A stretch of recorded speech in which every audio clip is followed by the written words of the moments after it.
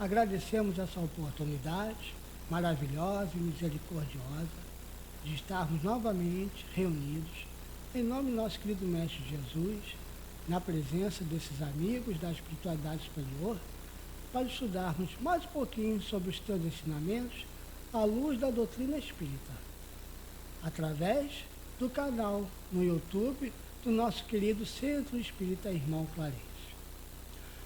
O nosso assunto de hoje é o livro O Céu e o Inferno, e nós estamos no capítulo 8, que se trata sobre as penas futuras segundo o Espiritismo. Mas antes de iniciarmos o nosso bate-papo, vamos fazer uma leitura do livro Caminho, Verdade e Vida, pela psicografia do nosso querido Chico Xavier e pelo Espírito Emmanuel, na lição 85, que tem o título Testemunho. Primeiro tem uma citação evangélica do Evangelho de João, capítulo 18, versículo 34, que está escrito assim: Respondeu-lhe Jesus: Dizes isso de ti mesmo, ou foram outros que te disseram de mim? E Emmanuel começa. A pergunta do Cristo a Pilatos tem significação mais extensiva. Compreendemos-la aplicada às nossas experiências religiosas. Quando encaramos no Mestre a personalidade do Salvador, por que o afirmamos? Estaremos agindo como discos fonográficos na repetição pura e simples de palavras ouvidas? É necessário conhecer o motivo pelo qual atribuímos títulos amoráveis e respeitosos ao Senhor. Não basta redizer encantadoras lições dos outros, mas viver substancialmente a experiência íntima na fidelidade ao programa divino. Quando alguém se refere nominalmente ao homem, esse homem pode indagar quanto às origens da referência. Jesus não é símbolo legendário, é um mestre vivo. As preocupações superficiais do mundo chegam, educam o espírito e passam, mas a experiência religiosa permanece. Nesse capítulo, portanto, é ilógico recorrermos sistematicamente aos patrimônios alheios. É útil a todo aprendiz testificar de si mesmo, iluminar o coração com os ensinos do Cristo, observar-lhe a influência excelsa nos dias tranquilos e nos tormentosos. Reconheçamos, pois, a atitude louvável no esforço do homem que se inspira na exemplificação dos discípulos fiéis. Contudo, não nos esqueçamos de que é contraproducente repousarmos em edificações que não nos pertencem, olvidando o serviço que nos é próprio. Então, meus irmãos, vamos embalados por essa maravilhosa orientação de Emmanuel, vamos unir os nossos corações, nossos pensamentos, nossos sentimentos, direcionando ao nosso querido Mestre Jesus, agradecendo a Ele essa oportunidade maravilhosa e misericordiosa de estarmos aqui reunidos em seu nome, na presença desses amigos da espiritualidade superior, para estudarmos mais um pouquinho sobre os teus ensinamentos à luz da doutrina espírita. Roguemos a Ti, Mestre amado, que a vossa luz, suas vibrações de paz, amor e fraternidade estejam envolvendo os nossos corações abrindo, para que, através do amparo dos nossos benfeitores e guias espirituais, possamos compreender os teus ensinamentos com a maior clareza. E assim, querido Mestre amado, os nossos corações envolvidos nessas vibrações de paz, amor e fraternidade, pedimos a Ti a permissão para darmos por iniciado a nossa noite de estudos. Que sempre seja feita em Teu nome, em nome de nossa querida Mãe Maria de Nazaré, nosso querido irmão Clarencio e toda a espiritualidade superior. Mas acima de tudo e sempre, seja feito em nome de Deus, nosso Pai eterno e celestial. Que assim seja, graças a Deus. Como comentamos no início, meus irmãos, nosso assunto hoje, livro Céu e Inferno, capítulo 8, que fala sobre as penas futuras segundo o Espiritismo. O item de hoje é o 12º. E aí, nosso querido professor Kardec começa a dar continuidade ao seu raciocínio. Quaisquer que sejam a inferioridade e a perversidade dos espíritos, Deus jamais o abandona. Todos têm seu anjo guardião que vela por eles. Vê os movimentos de sua alma e se esforça em neles despertar bons pensamentos. O desejo de progredir e de reparar em uma nova existência o mal que fizeram. No entanto, o guia protetor, na maior parte das vezes, age de uma maneira oculta, sem exercer nenhuma pressão. O espírito deve melhorar-se por ato de sua própria vontade, e não em consequência de um constrangimento qualquer. Ele age bem ou mal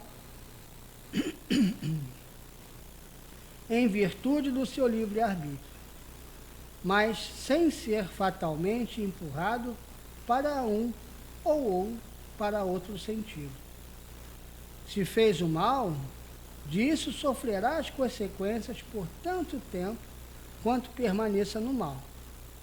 Desde que dê um passo na direção do bem, sente imediatamente os seus efeitos.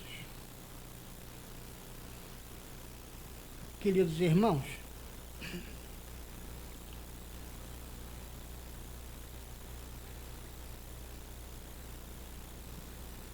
não tenhamos dúvida. Disso não podemos realmente ter nenhuma dúvida. Todos, sem exceção, têm os seus guias espirituais, têm o grupo de espíritos protetores, benfeitores, amparando. Todos, sem exceção, no universo. Isso nunca podemos colocar em dúvida, nunca. E como o nosso professor Kardec coloca aqui, esses irmãos, esses espíritos superiores, estão aqui para nos amparar, para nos educar, para nos guiar. Então vejamos, da mesma maneira que um pai de família, melhor colocando, os pais, o casal, da mesma maneira que a sua missão com seus filhos é de educar, guiar, direcionar, sem interferir nas suas escolhas, porque nós podemos sempre dar as nossas opiniões, sempre dar recursos para os nossos filhos raciocinarem em cima, mas nunca escolher por eles e menos ainda fazer por eles. É como o nosso querido professor Kardec coloca aqui, sobre a espiritualidade superior sobre nós. Mas em sentido mais terra a terra, eu estou trazendo o exemplo dos pais. Do mesmo jeito, os pais nunca podem interferir nas decisões dos seus filhos, e muito menos fazer por eles. Claro, a opinião podemos dar sempre, aconselhamento toda hora. Filho, não vai por aí. Olha, já tive uma experiência, não foi bom. Mas escolher por ele é decidir e fazer por ele, nós não podemos. Não podemos nunca. Porque senão não há aprendizado. Não irá ter aprendizado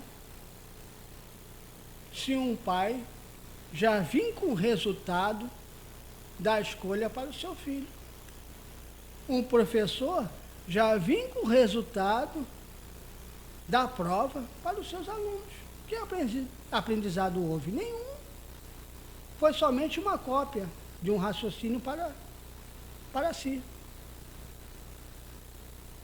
Não houve aprendizado nenhum. Eu me lembro muito bem, a minha filha mais velha, praticamente foram todas, né? Que aconteceu isso, mas de quando elas estavam aprendendo a andar, e isso tem bastante tempo, quando elas estavam aprendendo a andar.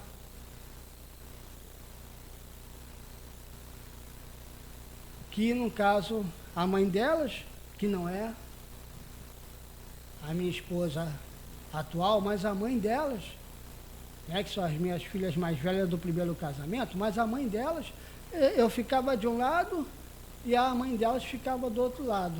E ela se segurava, se apoiava em nossas mãos, nós segurando ela e largava para ela correr.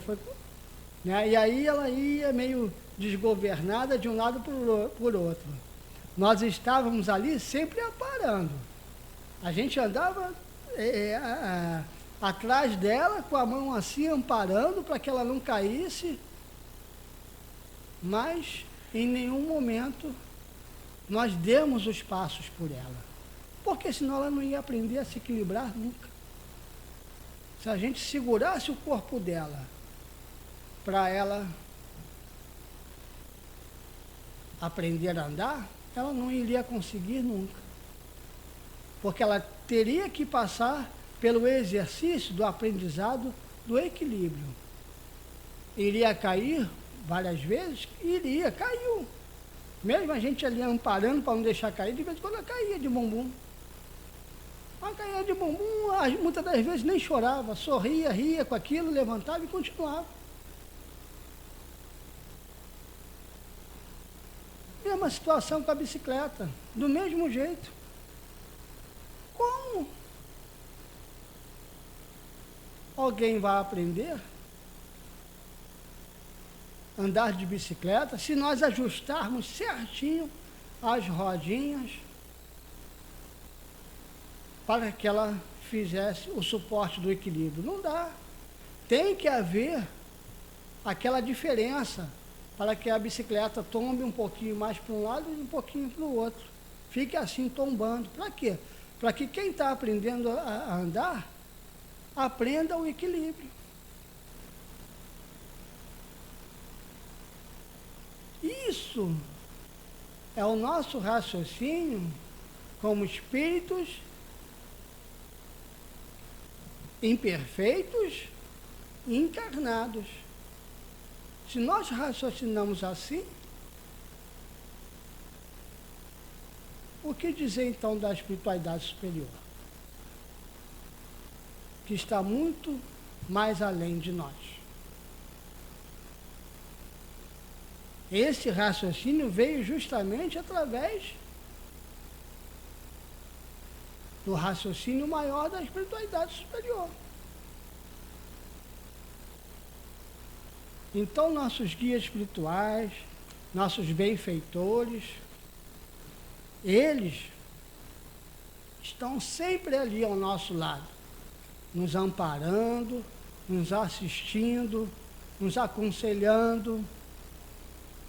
Olha, assim não é bom, não faça isso, vai por ali. Isso aqui agora não é para você pegar, você vai se atrapalhar, vai se atrasar. Ou também, como também ao contrário, olha, faz isso, faz aquilo. É isso mesmo. A escolha é essa mesmo, tá certo, pode ir.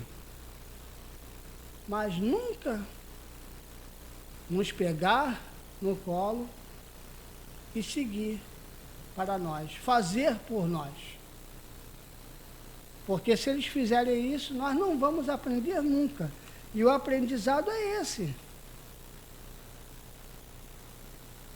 Como nosso professor Kardec coloca, o espírito deve melhorar-se por ato de sua própria vontade. Sua própria vontade. E não em consequência de um constrangimento qualquer. Ou seja, tá? Que os espíritos peguem a gente na força, no colo, melhor dizendo, e faça por nós. Principalmente quando ainda não entendemos. Que além de não aprendermos,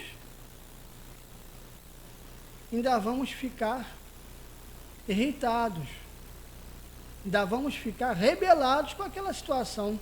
Isso não é aprendizado. O aprendizado é esse, como o nosso querido professor coloca aqui.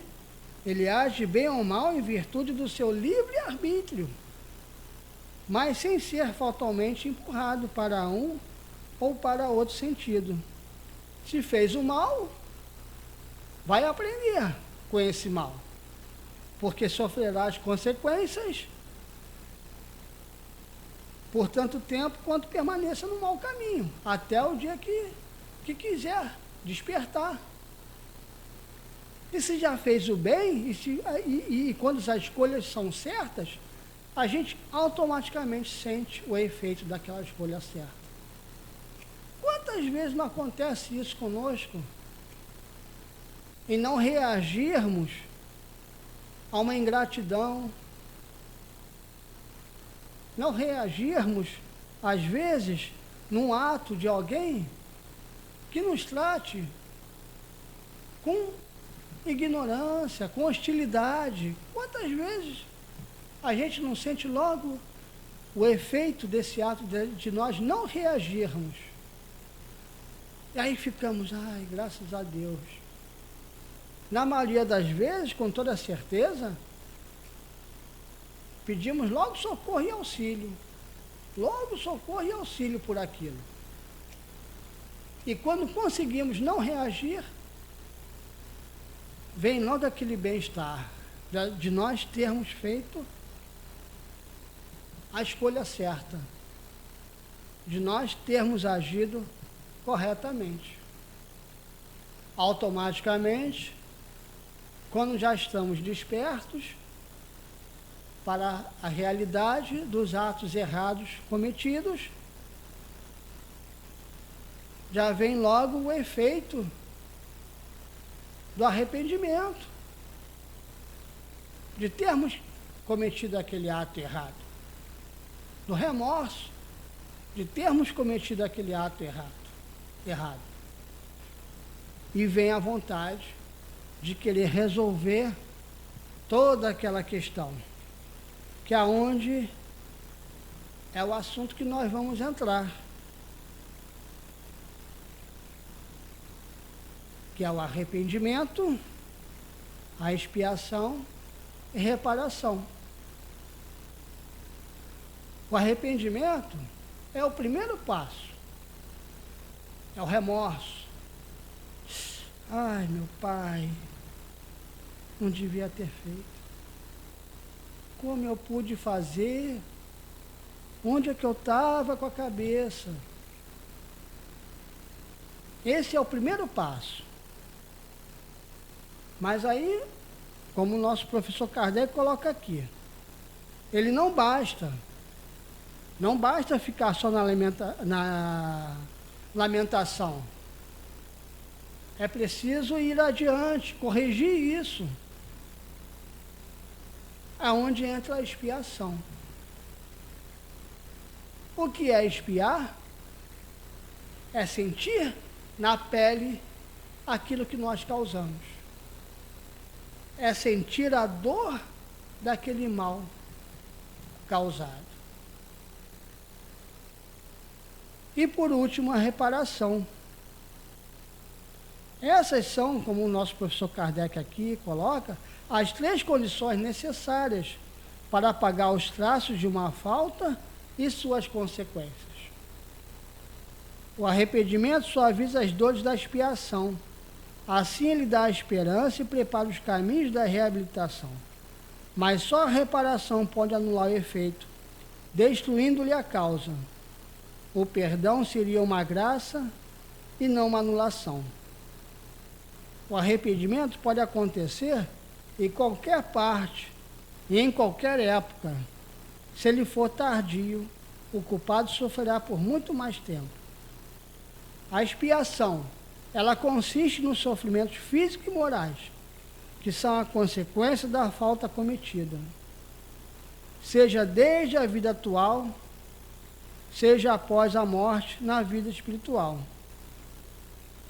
Seja uma nova existência corporal, até que os traços da falta tenham desaparecido. A expiação é exatamente nós sentirmos na pele aquele mal que nós cometemos. E ela será sempre de acordo com o mal que nós cometemos. Sempre de acordo com o mal que nós cometemos. E cada vez mais que nós sentirmos vivo em nós o arrependimento, nós sentimos a necessidade de expiar, para que mais adiante venhamos a reparar. A gente quer se livrar daquilo logo, quando nós estamos já despertos para o Evangelho de amor do Cristo, Jesus, quando nós já estamos despertos para a luz da verdade, das leis imperecíveis divinas, quando nós nos arrependermos, é uma prioridade nossa. A gente quer logo tirar aquela mancha em nossos corações, em nossos sentimentos e principalmente em nossa consciência. É aonde vem as expiações. Primeiro nós expiamos, sentindo a dor que nós causamos. Quando passarmos por aquela expiação, dependendo do degrau moral do espírito, ele já expia e automaticamente repara.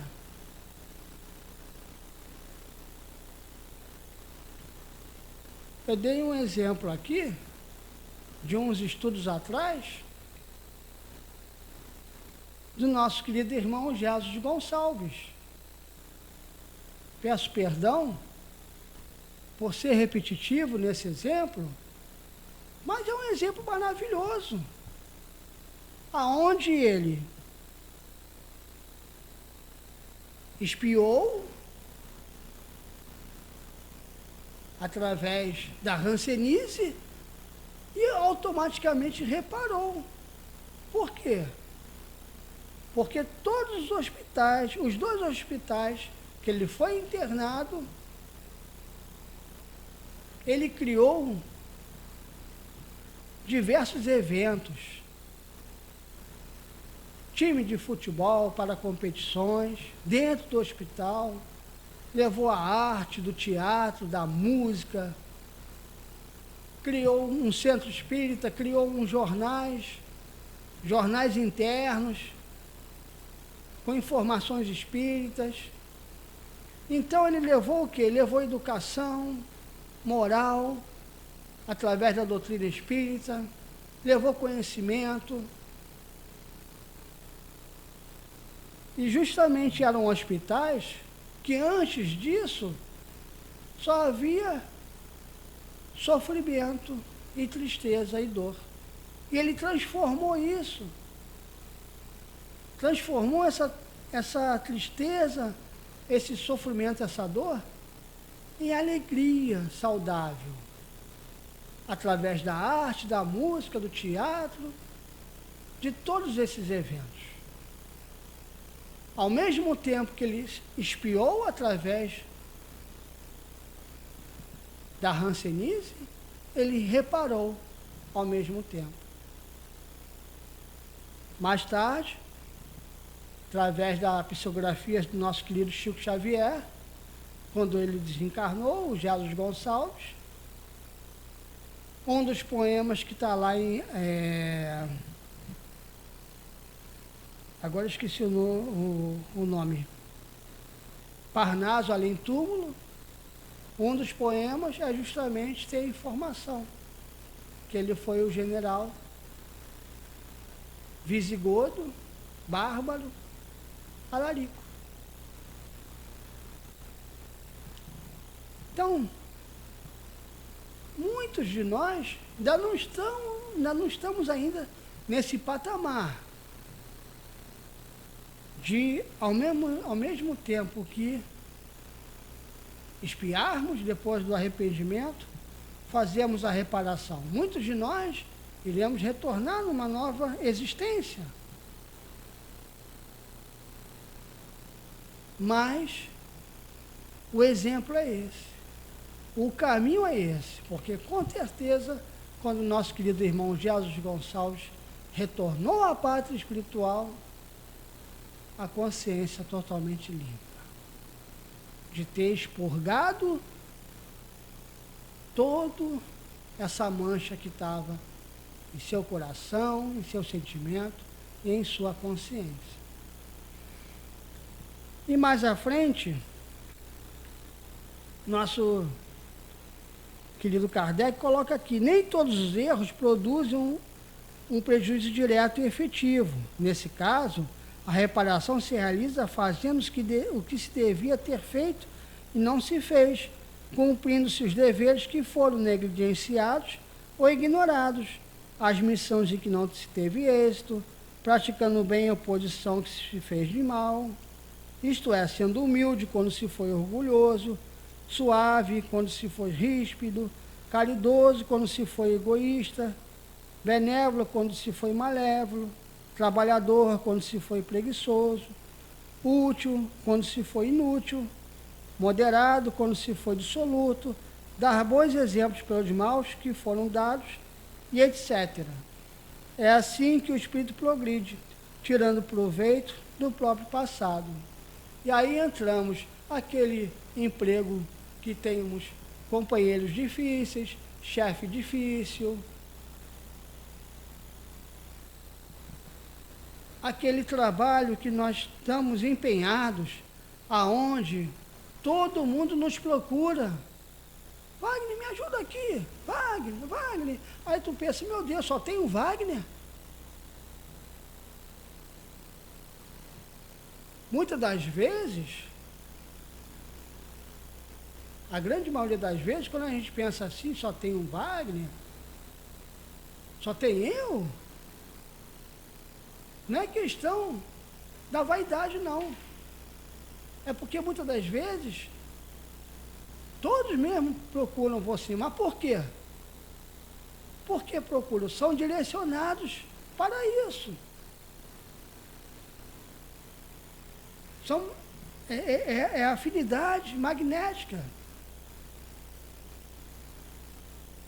Para que você possa realmente reparar. Tudo aquilo que você não fez, está fazendo agora. Como Kardec coloca aqui. Se foi ser útil quando se foi inútil. Então agora esse é o momento, você está mergulhado numa situação com companheiros para aprender e ser útil. Por quê? Porque você teve grandes oportunidades no passado e não conseguiu. E outras tantas diversas situações, né? Aquela pessoa que é o pilar da família, é a base, é a âncora da família. A família toda está, como a gente até costuma dizer, poxa, a família toda está nas costas do fulano. É a reparação. Ali ele está tendo a oportunidade de se reparar. Como Kardec coloca, nosso querido professor Kardec coloca aqui, missões que não teve êxito, fraquezas que ele teve no passado, agora ele está tendo a oportunidade de reparar essas fraquezas. E já terminando, irmãos, que já estamos no final, nosso querido professor continua aqui. Os espíritos imperfeitos são excluídos dos mundos felizes, dos quais eles perturbariam a harmonia.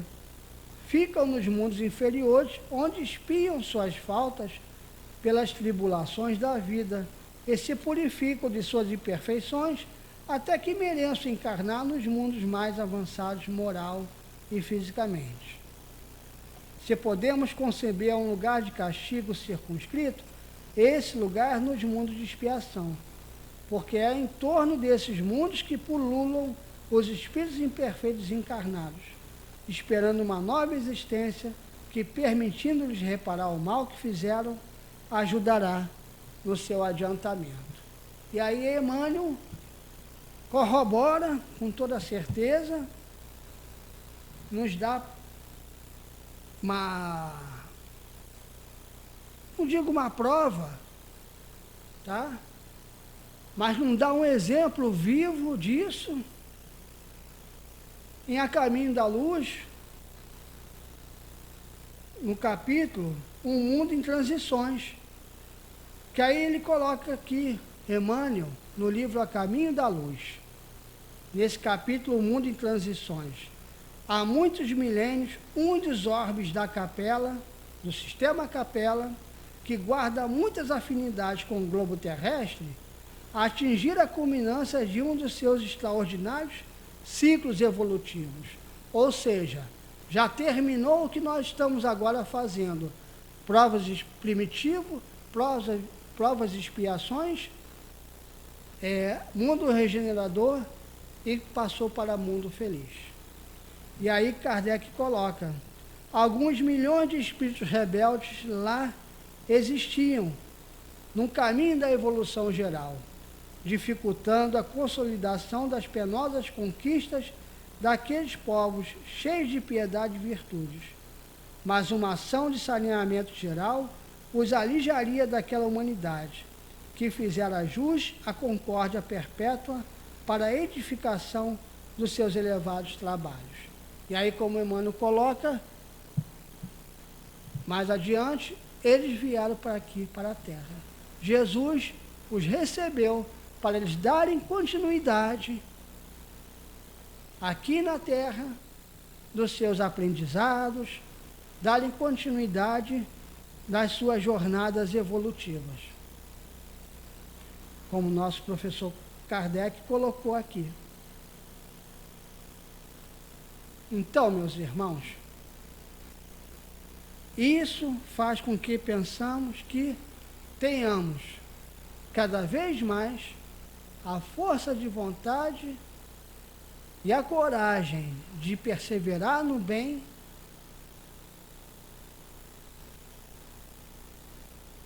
nos fazendo cada vez mais conhecedor dos nossos erros e das nossas dificuldades, querendo reparar todo esse mal que nós cometemos. Reparar e nos livrarmos dessas manchas, para que continuamos no planeta, para que também não precisamos ir a retornar, não no sentido de retrogradar, mas retornar a um planeta de prova e expiação para dar continuidade ao nosso progresso. Que aproveitamos agora o momento para progredir junto com o planeta, regenerando a nossa Terra e passando ela para mundos felizes. Muito obrigado, meus irmãos. Vamos à nossa prece final. Mestre amado querido, agradecemos a oportunidade maravilhosa e misericordiosa que nós tivemos de termos tido mais um momento de estudo sobre os teus ensinamentos à luz da doutrina espírita.